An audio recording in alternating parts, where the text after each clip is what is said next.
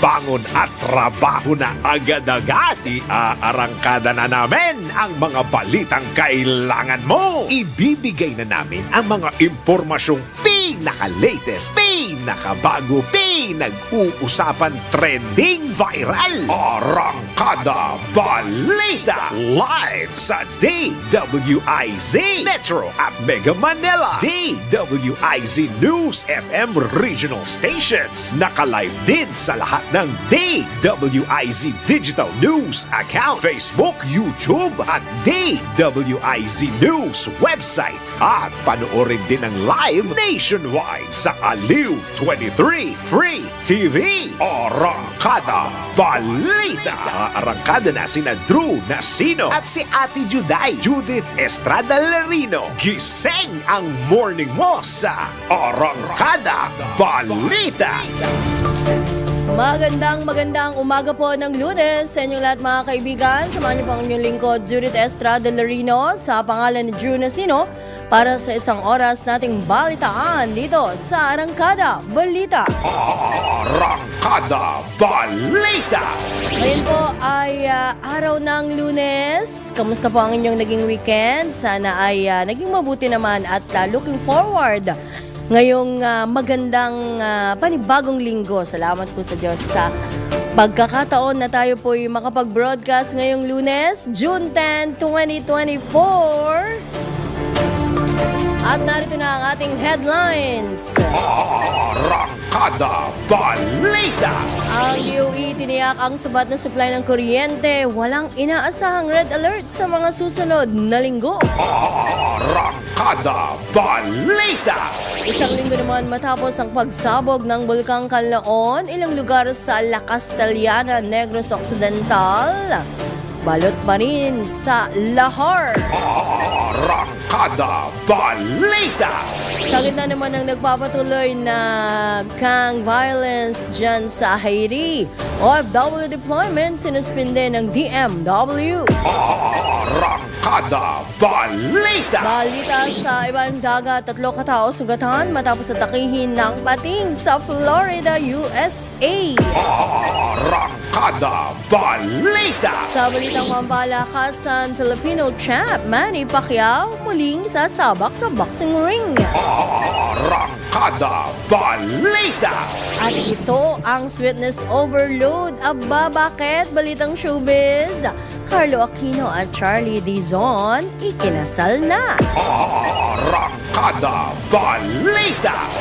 Sa balitang viral, asong rumamba sa riles ng LRT1, papansing kaha. Trending tuloy sa social media. Arangkada Balita. Magandang umaga po muli at sa detalye ng ating mga balita. Wala nang nakikita ang red alerts ng DOE o Department of Energy sa mga susunod na linggo.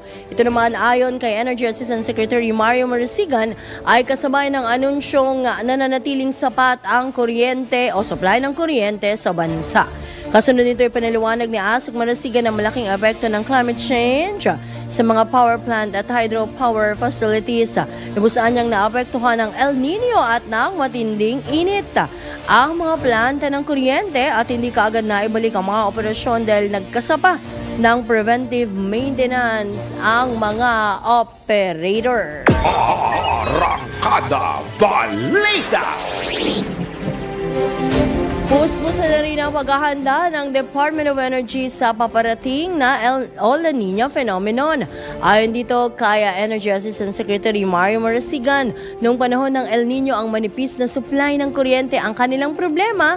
Ngayong La Niña naman ay mga transmission lines at distribution utilities ang paghahandaan nila upang hindi maapektuhan ng malalakas na pag-ulan. Malaking problema rin anya sa panahon ng La Niña ang sobrang tubig kaya dapat ngayon pa lamang ay na-check na rin ang lahat ng transmission lines. Matatandaang sa bawat pag-iikot nitong si Pangulong Ferdinand Marcos Jr. ay patuloy itong umaapila, pinapanawagan sa lahat ng local governments sa official na paghandaan ang La Niña dahil sa mga pagbaha at landslides na posibleng idulot nito sa mga darating na araw. Arrancada Balita. Suportado ng grupong Semiconductor and Electronics Industries in the Philippines Foundation Incorporated ang panukalang palawigin ng prangkisa ng Meralco ng karagdagang 25 taon. Ayon kay CP President Dan Lachica, nakapag-ambag ang Meralco sa semiconductor industry bilang nangungunang exporter. Dagdag pa ng grupo na bibigyan ito ng kumpiyansa sa mga foreign investors dahil hudyat ito ng katatagan ng tinatawag na economic landscape. Binigyan din pa nila Lachica na nagbibigay ang Meralco ng mahusay na serbisyo at lagian niya itong namumuhunan sa capital expenditure projects sa economic zone at industrial park upang matugunan ang matatag na kalidad ng kuryente. Arrancada Balita.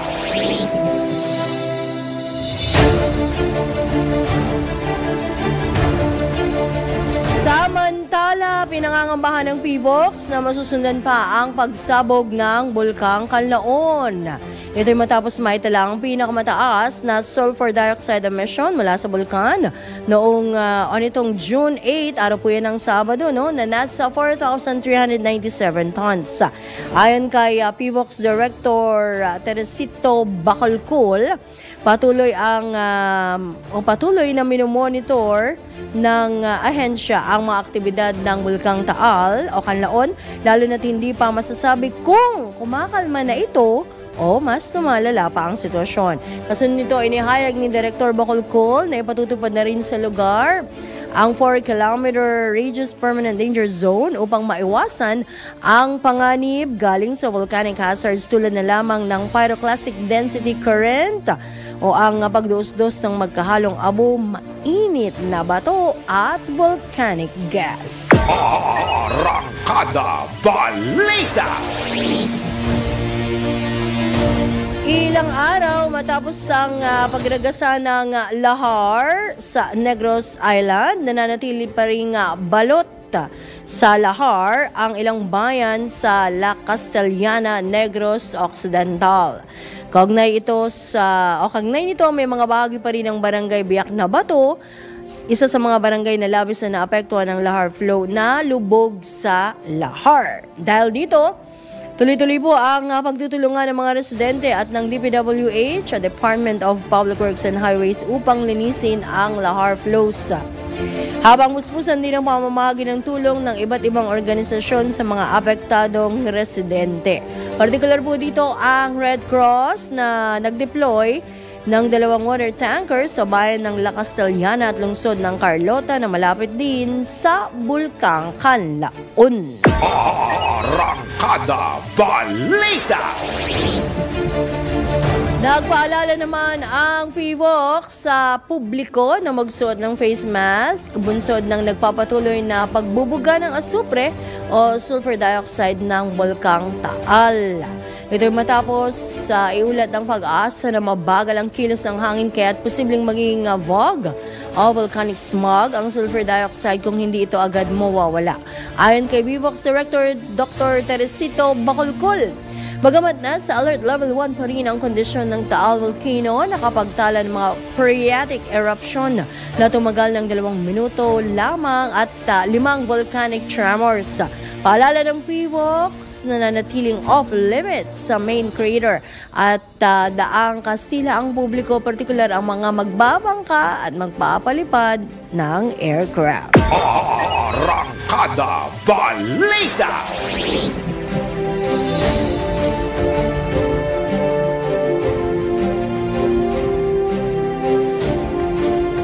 Mananatiling hindi magbabago sa loob ng hindi bababa sa 60 araw ang mga presyo ng mahalagang bilihin, pangunahing bilihin sa bayan ng La Castellana, Negros Occidental habang ipinatutupad ng Department of Trade and Industry ang price freeze kasunod nga ng pagputok ng Bulkang Kanlaon. Kabilang sa isinailalim sa price freeze ay ang mga delata, tomato sauce, gatas, kape, tinapay, instant noodles, asin at mga sabon. Samantala, nasa 17 volcanic earthquakes ang naganap nitong weekend lamang matapos sa itaas mula sa Alert Level 1 hanggang Alert Level 2 ang estado ng Bulkang Kanlaon. Arrancada Balita.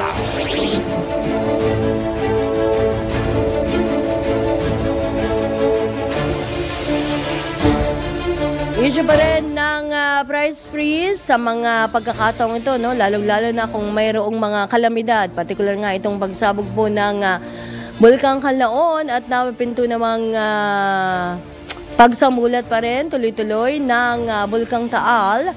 Suportado ng mga retailer at may-ari ng supermarket sa akbang ng mga nangungunang manufacturer na voluntaryong hindi itaas o ibaba nga ang presyo. Paliwanag na ang mga ito'y dahil sa ginhawang maibibigay nito sa publiko. Ayon kay Executive Director Steven Cua, Pangulo, siya ay Pangulo po ng Philippine Amalgamated Supermarkets Association. Kinalulugod nila ang hakbangin ng Department of Trade and Industry na ginawa. Ito ay isinulong parang hinikayat ng DTI. Ayan. Ang 8 malalaking food manufacturers na huwag pong munang magtaas ng presyo ng kanilang produkto. Git ni Kua, kapag pinanatili ng mga ito ang kanilang presyo, kalimitang gagawin pa rin ito ng mga kakompetensya nila. Dagdag pa ng grupo, bukod sa makapagbibigay ginhawa sa mga customers ang price freeze, dami rin ang benta ng mga retailer at may-ari ng supermarket dahil magkakaroon ng purchasing power ang makakabili ang mga consumer. Arrancada Balita. Tuloy-tuloy tayo sa mga balita sa Arrancada Balita Monday edition sa oras alas 5:16 ng umaga. Sinuspinde na ng Department of Migrant Workers ang pagpapadala ng overseas Filipino workers sa Haiti sa gitna naman ng nagpapatuloy na kaguluhan sa nasabing bansa. Sa advisory ng DMW, hindi pinapayagan ang mga bagong hire na OFW, hindi ng mga OFW na magbabalik sa Haiti. Nabatid na libo-libo katao na ang nasawi dahil sa lumalalang gang violence sa nasabing bansa kung saan nararanasan na ang tagutom sa ilang lugar. Ito po yung malungkot dyan. Una nang itinaas ng Pilipinas ang Crisis Alert Level 3 sa Haiti, kung saan pinapayuhan naman ng mga Pilipino doon na makapag-ugnayan sa embahada para sa kanilang voluntary repatriation. Arrancada Balita.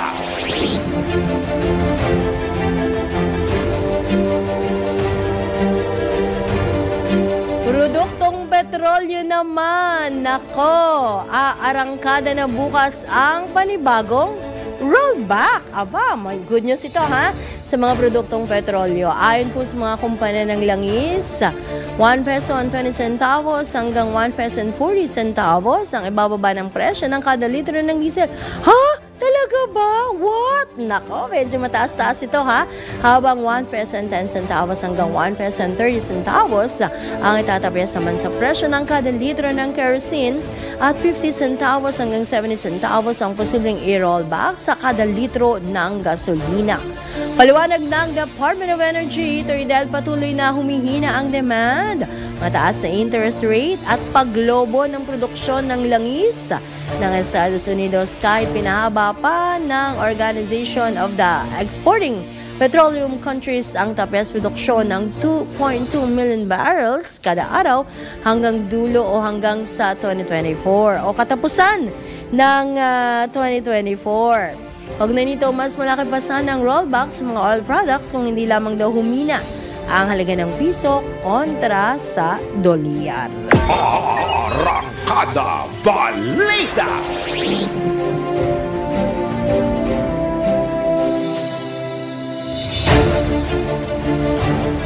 Sa iba pang balita sa oras na alas 5:19 ng umaga, dakon po muna natin ang pagulat ng ating mga DWIZ patrols.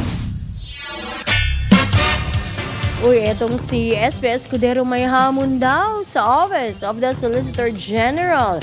Alamin po natin kung ano ito mula sa report ng Patrol 19, Cel Ortega Bueno. Hinamon ni Senate President Chis Escudero ang Office of the Solicitor General na lawakan ng saklaw nito bukod sa pagiging Chief Legal Defender ng gobyerno. Sana daw ay tumulong ang OSG sa paghubog ng kinabukasan ng bansa.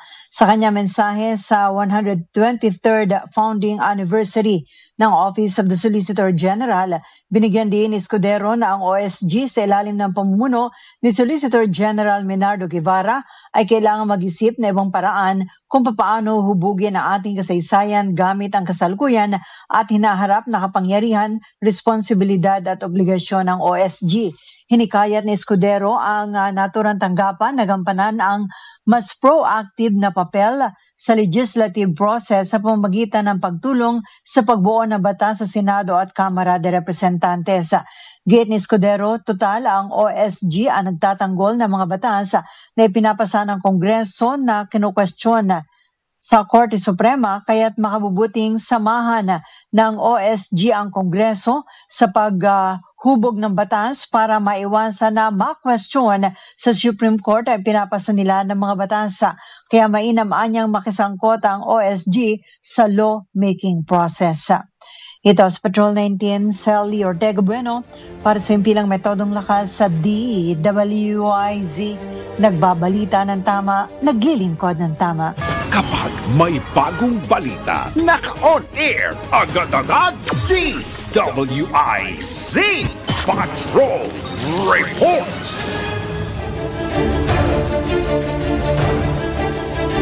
Alright, balik tayo sa iba pang mga balita. 21 minuto makalipas ang 5 ng umaga. Nasado na ngayong araw na ito simula ngayong araw na ito ang 3 araw na transport strike ng Grupong Manibela. Tiwala naman po itong si Manibela President Marbal Buena na maapektuhan ng panibagong tigil pasada ang buong Metro Manila. Ay nako grabe naman. Hindi naman niya sa palitan ng kilos protesta. Malinaw yan. Walang harangang mangyayari, dapat lang sa mga tumatangging makiisa at ang mga driver at operators lamang na may gusto ang kanilang isasama. Dagdag pa nitong si Balbuena, ang tigil pasada ay bahagi po ng patuloy nilang panawagan sa 1 taong pang-extension o mapalawig para makasali ang kanilang mga miyembro sa PUB Modernization Program ng di nangangailangang sumali sa isang kooperatiba. Arrancada Balita.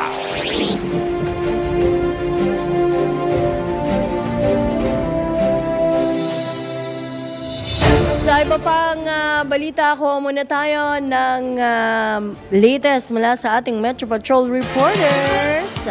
Navotas PNP na kaisa sa Coastal Cleanup Activity kaugnay ng Environmental Month 2024. Alam po natin ang mga detalye sa ulat ni Mama Beth Samson. Mama Beth, good morning!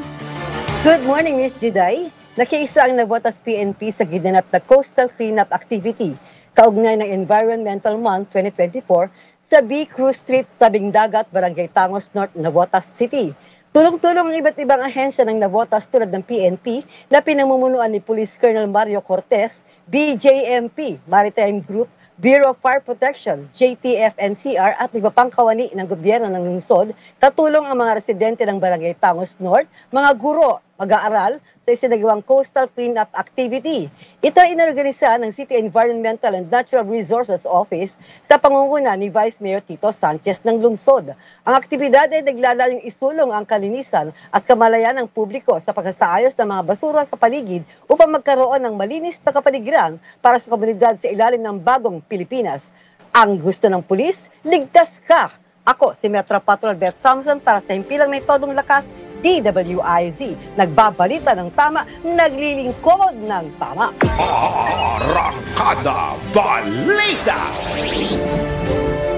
Positibo naman ang Commission on Elections na palalawigin pa o maaari pa nilang palawigin ang pagsasagawa ng internet voting para sa mga susunod na eleksyon. Ayon dito kay COMELEC Chairman George Erwin Garcia, kung mapapatunayang epektibo ang internet voting para sa mga overseas Filipino workers, maganda rin itong ipatupad sa bansa para naman sa mas o mga butanteng matatanda na, yung mga senior citizens. Sa panahon niya na marami na ring senior citizens ang madalas na nagsa-cellphone, mainam na gamitin ang internet para sa kanilang pagboto upang hindi na umalis pa ng kanilang mga bahay. Nangako naman ang poll body na oras na maisulong ang local internet voting, kanilang matitiyak o titiyakin ang seguridad at kaligtasan ng bawat boto. Arangkada Balita!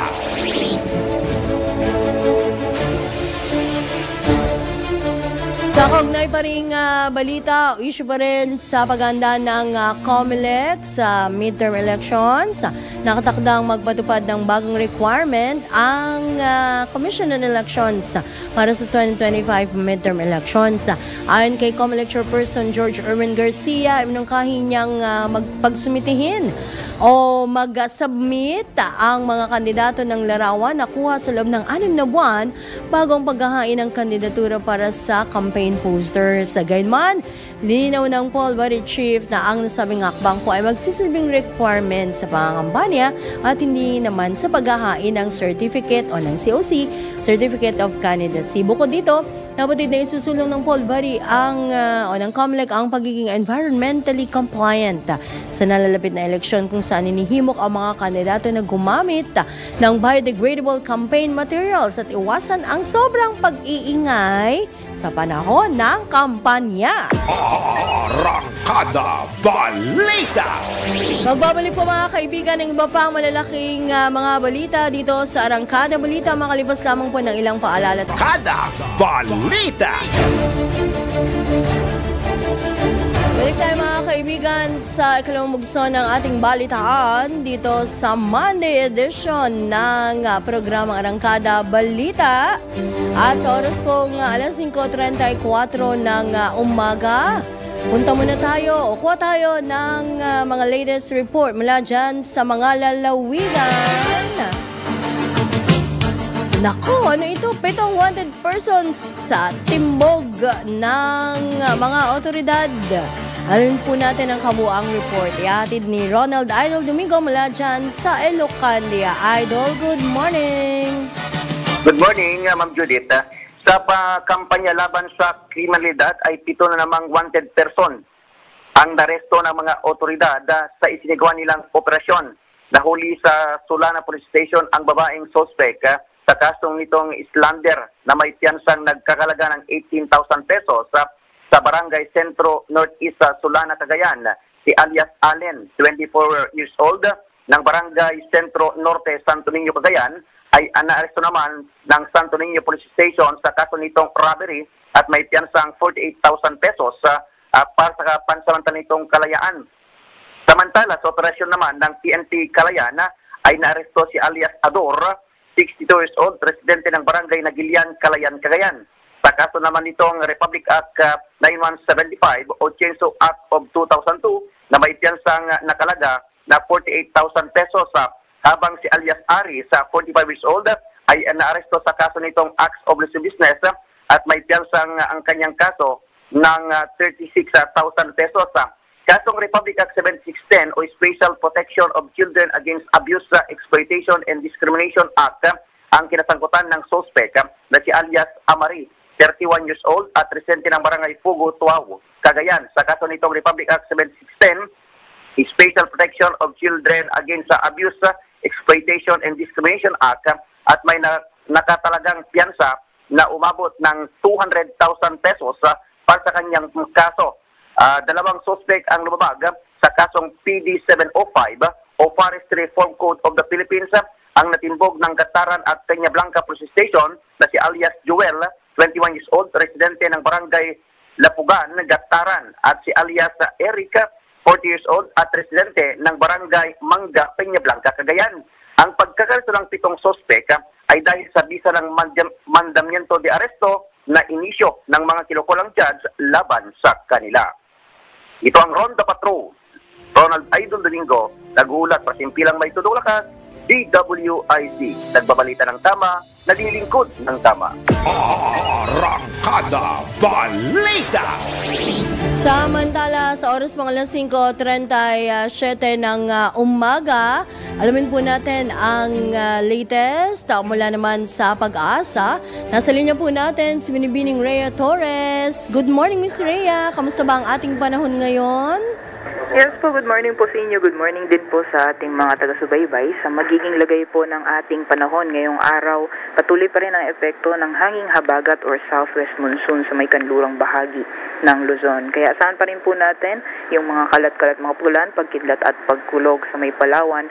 Samantalang sa may bahagi naman or eastern sections ng Visayas at Mindanao, easterlies naman or mainit na hangin na nagagaling sa karagatang Pasipiko ang posibleng magdulot ng mga maulan na panahon. Partikular po sa Eastern Visayas, Caraga at Davao Region, posible din po silang makaranas ng mga katamtaman hanggang sa paminsan-minsang malalakas na mga pag-ulan. Sa nalalabing bahagi naman po ng ating bansa, posibleng makaranas po ng mainit na panahon lalong-lalo na pagdating ng tanghali at mataas lamang po yung mga tsansa ng mga isolated thunderstorms, mga panandali ang buhos ng ulan lalong-lalo na pagdating sa hapon o sa gabi. Kaya sa ating pong mga kababayan na planong lumabas po pagdating ng hapon ay handa lamang po natin yung mga pananggalang sa ulan at mag-antabay lamang sa mga thunderstorm advisory na nilalabas ng ating mga Regional Services Division. So ngayon po wala naman tayong binabantayan na bagyo sa loob at labas ng ating Philippine Area of Responsibility.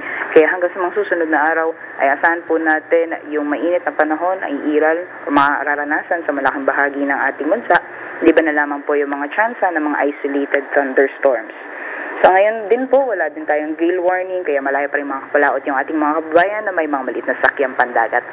Yan lamang po Alright, Miss Rhea. Yes po. Naku, parang ang init-init pa rin, ano? Lalo kagabi. Di ba parang pag umulan naman, so nagkaroon ka ng konting lamig, no? Konting lamig, tapos biglang iinit. Kaya mag-ingat din yung ating mga kababayan, ano? Paiba-iba yung panahon din. Yes po. Para makaiwas tayo sa sakit. Kasi kagabi talaga sobrang init, no? Hanggang ng madaling araw. Siguro pag nagpunta na nakapasok na, like kami, no? Medyo marirefresh ka ng bahagya dahil kumbaga settled ka na, naka-aircon na yung iyong paligid. Pero yung talagang sa labas, mainit pa rin. Opo. Totoo po, lalo na pagdating po ng tanghali, usually pagtirik po yung sikat ng araw. Opo. Grabe rin. Pagtirik po yung sikat ng araw, pagdating ng tanghali, syempre magiging mainit po yun. Pero pag nag-cloudy po or naging maulap po, pagdating naman ng hapon, hindi po nakakatakas ng maayos yung init. Kaya parang natatrap po tayo sa init na naranasan natin ng tanghali. Kaya sinasamahan pa po yan nung kumbaga medyo bamasang hangin, so malalagkit po siya sa pakiramdam, kaya mas mainit po talaga sa pakiramdam pagdating po ng hapon dahil dun po madalas talaga yung mga thunderstorms nangyayari. Tama. Pero ano bang temperature natin kahapon? Ano ba yung latest na may hawak kang report dyan kaya, Miss Rhea? Ano yung ating temperatura kahapon? Particular dito, kagabi siguro mga 6-7, ganun. Yes po. Yung highest temperature po na na-record natin, lalong-lalo dito sa Metro Manila area kahapon, nasa 34 degrees Celsius, so mainit po talaga yun. And 34. kung yung observed heat index naman is umabot po ng 43 degrees Celsius. So mainit po talaga siya, lalong-lalo na pagdating po ng tanghali po yan. Sa Metro Manila yan, ha? Yung Yes, sa ibang lugar, ano bang naitala nating pinakamataas pong heat index kapon? So yung pinakamataas po na itala kahapon dito sa may Borongan, Eastern Samar. Ay, Eastern Samar. Ay, sa Iwan, Eastern Samar po. Umabot po ulit ng 52 degrees Celsius. So naging mainit po talaga, lalo na coastal area po yun. So napapalibutan po siya ng karagatan. So masyado mataas po yung humidity sa area na yun. Yes, So lalong-lalo pag mainit and then mataas po yung humidity, mataas po talaga yung heat index na mararanasan sa area na yan. Kaya nga nakakasakit ng ulo eh. No? Yes. Di ba? Yung ating mga boses, yung ating pakiramdam, yung ating sakit ng ulo. Pero sabi ko nga na, lagi natin Miss Rhea, kayo ba bang mapapayon dyan sa Pag-asa? Kasi lalo kayo yung nagre-report, kitang-kita mo, ay naku talagang, sasakit ang ulo mo sa mga ganito magkakataon. Go ahead, Miss Rhea. Yes po. So dahil nasa panahon na po tayo ng tag-ulan, lalong-lalo dito sa may areas po ng climate typhoon, which is yung western section po ng bansa, ihanda lang po natin or palagi lang po natin ihanda yung mga pananggalang sa ulan dahil mataas po talaga yung chance na makakaranas ng mga pag-ulan pagdating sa hapon. And then pwede din pong gamitin yung payong palangga lang sa init ng panahon or yung tirik ng sikat ng araw pagdating ng tanghali. So, parang ang palangga lang or parang number one weapon po talaga natin para makaiwas-iwas po tayo sa medyo discomfort sa araw ay yung payong. Miss Rhea, last na lang, tanungin kita. Ano gusto mo? Tag-ulan, tag-init? Mas gusto ko po yung tag-ulan dahil pag tag-init po kahit anong tanggal mo ng damit na init pa rin. At least pag tag-ulan kahit papaano is magsuot ka lang ng medyo warm na or mainit-init na damit, okay ka na. Kumbaga maisasalba na, no? Yes po, tama. Sige. Maraming salamat at kukuha pa kami ng mga latest mula dyan sa inyo, ha? Yes po. Maraming salamat din po. Magandang umaga. Maraming salamat. Yan po mga kaibigan, si Miss Rhea Torres mula dyan sa Pag-asa. Kasi sabi nila, tinanong ko si Miss Rhea kung anong gusto mo, tag-ulan o tag-init. Yung iba naman, sabi tag-ulan because tag-ulan, kumbaga pwede mong kagaya sa mga nagmumotor. May iba sigurong considerations, no? Sa mga nagmumotor, okay lang yon, di ba? Kumbaga takpan mo lang, ma-refresh ka lang sa sarili mo, no? Ma-refresh ka lang, pero kung tag-ulan, delikado. Dapat mag-ingat ng doble o triple pa sa mga nagmumotor, no? Kasi, tapos yan pa yung issue ng baha, di ba? Kaya lang, talagang pag tag-init nga naman, masakit. Sabi nga nila, parang binabarena din yung ulo mo sa sobrang init. Kaya yung iba, ilang beses naliligo. Kahit masayang na sa tubig, hindi naman sayang sa tubig yung ginagamit mo rin lang naman, no? Saluhin mo, ano tawag doon? Ipunin na lang para ipang dilig sa halaman, ipang linis sa mga bahay-bahay, no? O dyan sa inyong mga harapan, sa inyong garden. Ayan, ha? Alright, now mga kaibigan, sa oras po ng 5:43 ng umaga, kuha pa tayo ng ilang pang situation report mula dyan sa mga lalawigan. Eto, siyam na pulis Batangas, tinanggal sa pwesto. Alamin po natin ang kabuang report. Ihatid naman ni Kuya Arman Cambe mula dyan sa Calabarzon. Kuya Arman, good morning. Good morning. Isang chief of police mula Batangas at 8 taon nito tinanggal sa pwesto dahil sa pagkakasangkot sa pagkamatay ng isang drug suspect ng nagdaang Mayo 28 ng kasalukuyang taon. Kinilala ang naturang hepe ng pulis na si Lieutenant Colonel Jesus Lintag ng San Juan Police Station. Pumalit naman bilang OIC si Lieutenant Colonel Romel Sobrido. Ayon kay Police Brigadier General Paul Kenneth Lucas, Calabarzon Police Director, ang pagkaka-relieve kina Lintag at 8 iba pa ay nagugat sa pagkamatay ng isang nagngangalang Brian Laresma alias Balot na napatay ng mga pulis sa isang demoni bypass operation sa boundary ng Chaong, Quezon at San Juan, Batangas. Si Laresma ayon sa mga otoridad ay isang drug personality sa lugar at nanlaban sa mga pulis nang haaresto nila ito. Itinanggi naman ito ng pamilya at humingi ng tulong sa NBI, sa Commission on Human Rights at maging sa mababang kapulungan para isang malalim na investigasyon. Arman Cambe mula Calabarzon, nagulat para sa Impila May Todong Lakas. DWIZ nagbabalita ng tama, naglilingkod ng tama. Arrancada Balita! Habol natin itong pagulat naman ni Kuya Louie Angeles mula dyan sa Bulacan. Kamusta kayo dyan sa Bulacan, Kuya Louie? Good morning. Yes, good morning, ating. Tiniyak ng National Power Corporation o NAPCOR ang planong katatagan ng struktura ng Angat Dam sa Norsagaray, Bulacan na nagsisilbing imbakan ng pinagkukuha ng inuming tubig at patubig sa mga sakahan sa Bulacan. Dito nagmumula ang inuming tubig para sa Metro Manila, Rizal at Cavite sa briefing na sinagawa ng NAPCOR sa Provincial Disaster Risk Reduction Management Office o PDRMO at ang mga inibitahang kasapi ng media, ipinakita ang 4 meters na itinapal ng dike ng Angat Dam na ginawa mula noong 2016 hanggang 2019. Sinagawa ang proyektong ito ng pamahalaang nasyonal upang tiyakin na mas matatag ang Angat Dam sakaling tumama ang isang 7.2 magnitude na lindol. Bukod dito, nagsasagawa din ng bathymetric survey ang Angat Hydro Corporation kada 5 taon upang tiyakin na hindi bumababaw ang lupa sa ilalim ng Angat Dam para sa sakop ng water capacity. Mag-asosyo rito ang San Miguel Corporation at ang K-Water na siyang pribadong kumpanya mula sa Korea. Ito ang nakabili sa Angat Hydropower Plant ng isa pribado ito na pamahalaan sa bisa ng Electric Power Industry Reform o Republic Act 9136. Samantala, nasa 176 ang level ng tubig na Angat Dam ngayong katatapos lamang ng El Nino o tagtuyot. Malayo pa ito sa 210 meters na spilling level, kaya't nakahanda itong sumalo ng tubig sa dami ng tubig ulan ngayong tag-ulan. Mula rito sa Bulacan, ito si Metro Patrol Dueñales para sa Kilometro Bulacan. Dito sa Bulacan, nagbabalita ng tama, naglilin po ng tama. Arangkada Balita! Magbabalik ang ilang pang mga malalaking balita dito pa rin sa Arangkada Balita. Arangkada Balita! Balik tayo mga kaibigan sa ilang minuto na lang po ng ating balitaan dito sa Arangkada Balita.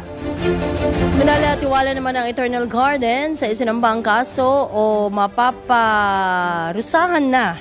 Ayan magiging positibo ang resulta ng isinambang kaso laban dito sa isang prosecutor ng Batangas City kaugnay sa naging akusasyon nito sa 2 tauhan nga ng Eternal Gardens. Sa panayam ng DWIZ, sinabi ni Attorney Alexis Oco, Central Legal Head ng ALC Group of Companies, na nag-file na sila ng administrative case laban dito kay Batangas City Prosecutor Edelwina Ebreo. Muling tiniyak ni Atty. Oco na kanilang ipaglalaban ang karapatan sa batas ni Arnel Alibuhog at Marisa San Diego na anyay illegal na inaresto ng mga otoridad sa Batangas City. Noon pong 1 taon nito pero nako, itong si prosecutor Umapila naman ang abogado at legal head ng ALC Companies sa Department of Justice na tutukan at paglungin na ang kaso na inihain nga ng Eternal Gardens laban sa nasabing prosecutor. Magunita October 2023, legal na inaresto ang 2 tauhan ng Eternal Gardens na kinasuhan nitong si Ebreo. So, tuloy-tuloy ang hearing. Schedule ulit kami na magpapile ng reply affidavit yung complainant sa June 14 and ang magpapile naman kami rejoinder affidavit on June 25. However, dun sa final namin admin case until now, wala pang nakikita kami siguro na follow up din namin before several months after we filed that case sa admin case. Early this year, sana may movement din kasi movement naman yung isang kaso rin na file nila. Yan mo naman mga kaibigan ng tinig ni Attorney Alexis Oco, ang Central Legal Head ng ALC Group of Companies sa panayam ng DWIZ. Arangkada Balita! Sa iba pang balita bago sa ating mga segments, pinagbibitiw sa pwesto ng 17 agricultural group natutol sa pagbabawas ng taripa si National Economic and Development Authority Secretary Arsenio Balisacan.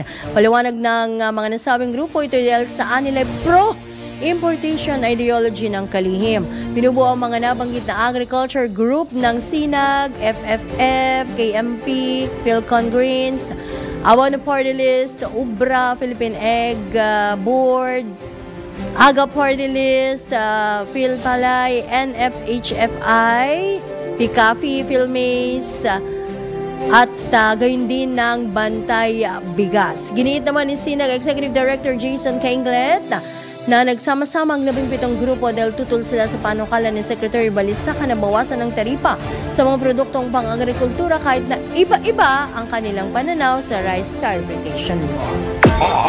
Arangkada Balita! Mga balitang dapat alam mo kahit sa labas ng bansa. DWIZ Balita sa ibang bansa. Sugatan ang 3 katao matapos atakihin ng isang pating dyan sa Florida, USA. Ayon dito kay Fire District Chief Ryan Crawford, isang 45 anyos na babaeng unang biktima ng pating habang lumalangoy ito kasama ang kanyang asawa o nagsiswimming. Nagdamo ng significant trauma ang babae at kinakailangan pang putulin ang bahagi ng kaliwang kamay nito. Naku naman, makalipas po ang isa't kalahating oras, 2 menor de edad naman ang sunod na inatake ng pating na nagtamo rin ng sugat. Ang isa sa mga ito habang napuruhan naman ang paa ng isa pa. Batay sa report, pinagutos na nga ang pagsasara ng beach ng mangyari ang unang pag-atake, subalit hindi naman ito na agad nagawa bago pa ang ikalawang insidente. Sa mundo ng palakasan, ang latest malalaman sa DWIZ Sports News. Kasabak sa boxing ring, ang Filipino boxing icon na dating Senador Manny Pacquiao makakasagupan ng boxing champ sa isang exhibition match sa Japanese Rizin Featherweight Champion Chihiro Suzuki. Sa anunsyo ng Rizin Fighting Federation, magaganap po ang laban sa July 28 sa Saitama, Japan. Ito na ang latest, bagong-bago, fresh na fresh, DWIZ Showbiz News. Etong ating balitang showbiz ay nais kong ialay. Talagang ialay no? Kay Engineer Jen Rico Hermoso na nagdiriwang po ng kanyang, ilang taong ka na, Engineer Jen?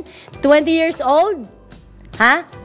20. Ayan, ha? Mag-isip-isip ka dahil eto na nga. Ikinasal na ang kapamilya artist na sina Carlo Aquino at Charlie Dizon. Aba, ang sit naman. Kabilang po, unannounced din yan ha, biglaan na lang. Ano ito, Nash at Mika? Kabilang sa mga nagsilbing principal sponsors, ang ABS-CBN Boses na sina Carlo Carlo Katigbak. Ayan, Miss Cory Vidanes at gayon din si Binibining Charo Santos Concho. Dumalo rin po, ayan ha, nakaisa rin bilang mga abay ang ilang kaibigan ng couple gaya ni Sue Ramirez, Bel Mariano, Ketchup Eusebio at Ramon Bautista. Kahapon lamang po nang ibahagi ni Carlo ang tila prenuptial photo nila ni Charlie na may caption na unti-unti nating gagapangin ang buhay ng nakatawa. Talaga lang ha?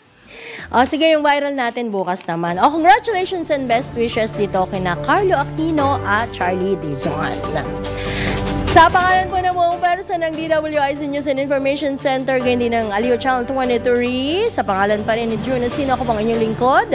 Judith Estrada Del Rino, nagbabalita ng tama, naglilingkod ng tama. Susunod na po ang programang Usapang Tol, kasama of course sina Senator Francis Solentino at Binibining Cecil Villarosa. At pagsapit naman po ng alas 7 ng umaga, panibagong bugso ng balitaan, kasama naman si Johnny Banez sa Pasada Balita. Bye! Para diretso na alive ang umaga mo, para diretso na buhay ang dugo mo, para diretso na ang bangon at trabaho na agad-agad, iaarangkada na namin ang mga balitang kailangan mo. Ibibigay na namin ang mga impormasyong pinaka-latest, pinakabago, pinag-uusapan, trending, viral, arangkada balita live sa DWIZ Metro at Mega Manila, DWIZ News FM regional stations. Naka-live din sa lahat ng DWIZ Digital News account, Facebook, YouTube at DWIZ News website. At panoorin din ang live nationwide sa Aliw 23 Free TV.